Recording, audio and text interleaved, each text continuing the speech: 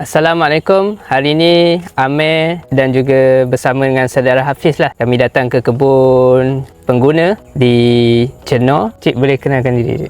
Saya Abu Samad bin Harun, duduk di Cenor ni lah. Kat sini kita tanam durian, kira boleh kata semua tempat lain ada, kita pun ada. Boleh tak ceritakan sikit lah pengalaman pakai baja? Sebelum ni banyak pada baja kimia.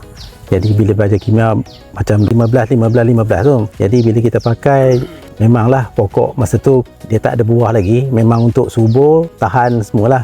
Jadi bila dah, kalau tengok dengan keadaan pokok ni, banyaklah orang-orang luar datang, dia kata pokok ni dah boleh berbuah dah, 3-4 kali berbuah dah ni. Tapi saya masih lagi tak dapat hasil yang macam yang kita nak tu lah. Kita jumpa dengan Apis lah.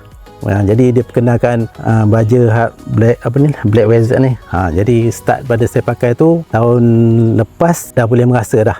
Jadi tak banyak pun, kurang-kurang dah boleh rasa. Tahun ni pun saya tengok dah ada juga yang dah start buah mata ketam kan.